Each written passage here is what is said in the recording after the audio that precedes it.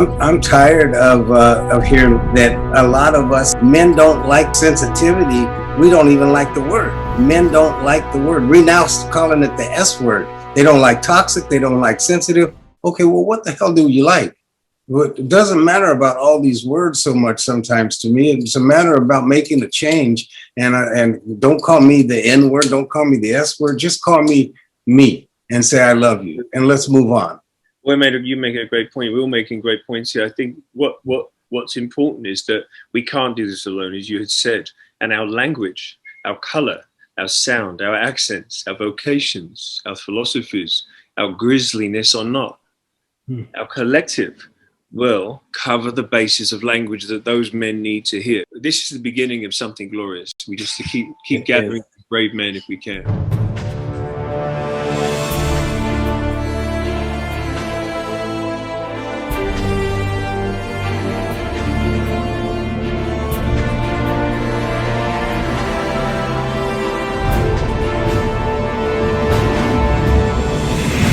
The journey to authenticity starts here.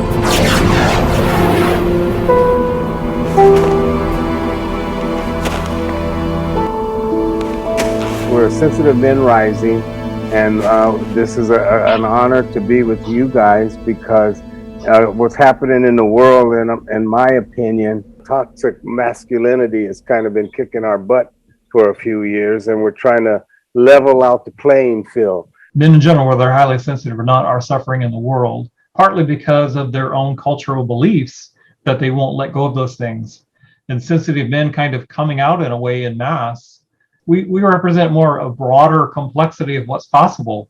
We're going to shatter the myths and the illusions about whatever comes to their mind when they hear the word sensitive. If I can interject, I want to say I think it's time men that stand together, we close our eyes and stand together, hear the resonance of a fellow warrior, a fellow man, and any man who brings assessment to that within tone, trying to dig deep in his analysis of where that individual's origins are, I think may not be at our table. And at the end of the day, I think part of this, and I'd love to hear it from people, because some of the things I will be asking is the awakening. If I'm a man, straight, gay, black, white, pink or green, and I operate in integrity, and I hopefully have some faith within me that's not too defined, certainly not religion, then I won't allow these witch hunts that really are there because people are bored with their lives. And for a moment in history, being a man, like you rightly said, was a vilified item, was an object. We were just by waking up, we were potentially pissing everybody off. And I'm not having it. Luke, when I listen to you and you talk about the warrior part that's in you and still being sensitive, man, that's the balance. That's what when I said in the beginning about toxic masculinity, you can be a strong, tough person and be highly sensitive. It's just about the balance and the deep thinking that really sets us apart. Our wonderful tones in this documentary. Mine will be a combination of men who has really come out of deep meditation and a warrior. And everyone's going to have their flavors. And I think Sensitive Men Rising, I think the one difference I think this documentary has to have, compassion must be looked at with great courage, because saying no, teaching a man to fish, hurts everyone for a moment. The result can be rewarding and will be rewarding if courage is applied on both sides.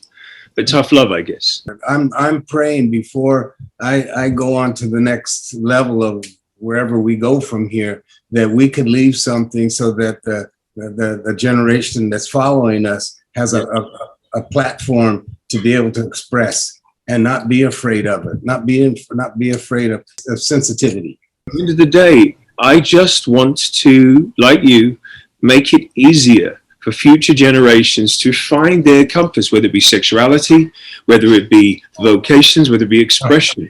Who knows what a man would be and will be if we help him decide for himself. Southeast London boying me. I always wondered, what is it of me that's like, I do Krav Maga, Kung Fu, I box, I do all this stuff, fly a plane, water ski, scuba dive, the whole thing. But then I sit and cry over most things that of meaning.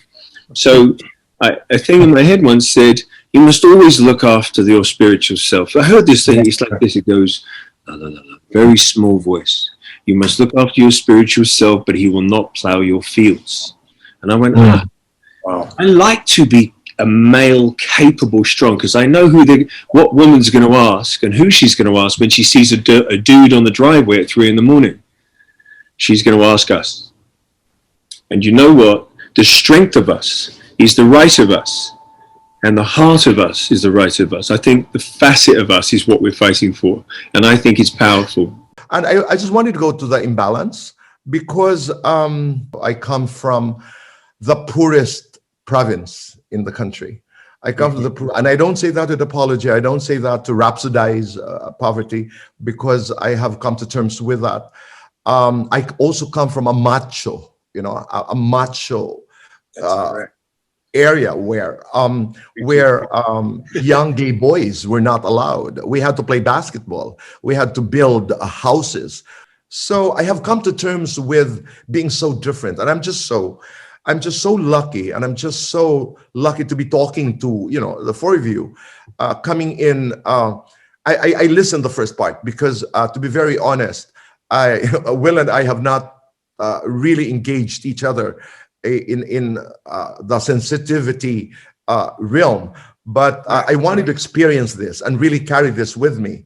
And whatever happens, this will certainly add a wonderful dimension to who I am and to what I do. Hey, Tom, my question, Tom, to you is, you spend a lot of time looking and talking and having people look in the mirror at themselves. How do we get more sensitive men or men to just come and kind of recognize and become? The research that is currently happening will drive the knowledge forward. And I think that is really important, that, that this is, based in research and which it is, and that we get, that we find out more about it and we learn more about it. So I think that is really important, first of all, because I think there are still a lot of psychiatrists and therapists and teachers who don't know about high sensitivity, who are not familiar with the research being done on it. So that I think is quite important. And the other thing I think is by doing exactly what we're doing right now, by, writing books and by making documentary and by putting the word out there so that people know about it. Because of course you have to have heard of it. You have to have heard of the concept in order to self-identify with it. Yeah. That is super important. At least some scientific and artistic combinations finally coming together. So I think it's something that is an asset with this gathering. We're the beginners of this, and everyone's going to have their flavors. And I think that faceted view of all of us presented beautifully and fearlessly, but also I think it's very important that we stand up and do nothing more than let each person radiate their excellence. That in itself is going to be a fun part. I want to be in that circus. This is a love festival of one of a kind that we just had. And I thank each, Luke, I thank you, and I bless your heart. And boy, I'm so glad to know you.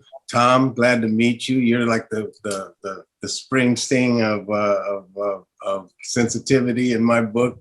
You're a great soul, and I'm happy that you're on board with us. And Dr. Tracy, I know you're the creative one. You're the doctor. I want to be a doctor too. I want to heal. I want to help heal. So we'll see you guys all soon. Do anybody want to say, or is there any words of wisdom that you want to just leave us with? As we live our lives, and and I think as many of you just talked about, we need to be a role model in a way. I think it's about destigmatizing feelings, about destigmatizing sensitivity. It's about showing the children that we have in our lives, whether they are our own children or maybe children from friends, that it's okay for man to be emotional and sensitive and strong. So I think just to show that there's a variety in what it means to be a man. Mm-hmm. And I think that is what we can do.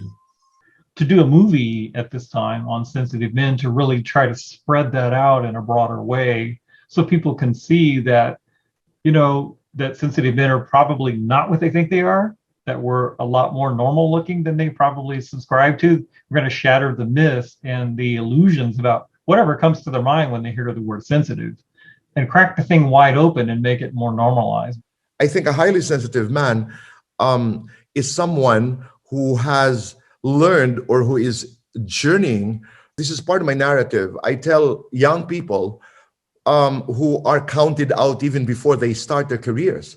I was told straight to my face that I wouldn't make it in the industry because I was gay, because I had an accent, because I come from, from Samar.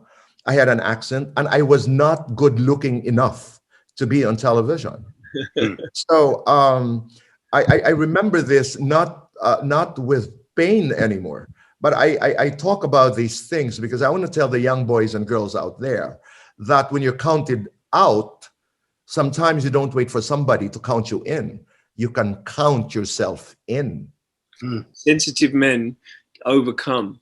That's it. I mean, most sensitive men. The irony is that we are the warriors in the room. And that's what's so beautiful, right? I only hear a gorgeous story of warrior. Pain is the glory, right? Struggles are the glory. And it says that in any good teaching. My spiritual pursuit led me to a consciousness that I think in itself can be the teacher. And if men expect something of men, and we say in this documentary collectively, if we start expecting something of each other, then there becomes the normality. Then I'm going to say that, can beat me out, but the dick in the room or the prick in the room will be that very thing. There's no excuses made for that behavior. I want it to be seen as unfavorably as it is. An excuse is no longer be made, but then not to not be compassionate and say, hey man, it's all cool, but what do you want to talk? Because we should. But so no tolerance, but being there in support, saying, what's the reason for this, brother? And helping men walk better with more integrity, more transparency, and let them know that their emotions should be regarded as great assets because it means they're conscious and they're in the room. Hey, let's be tenacious with our spirits, let's be tenacious with our purpose, and let's be tenacious with bringing this to fruition and representing the beauty and the facets that men can bring. That's what I would say. I want to say amen. I mean, what else can you say beyond tenacity? Mabuhay. Where do we go from here?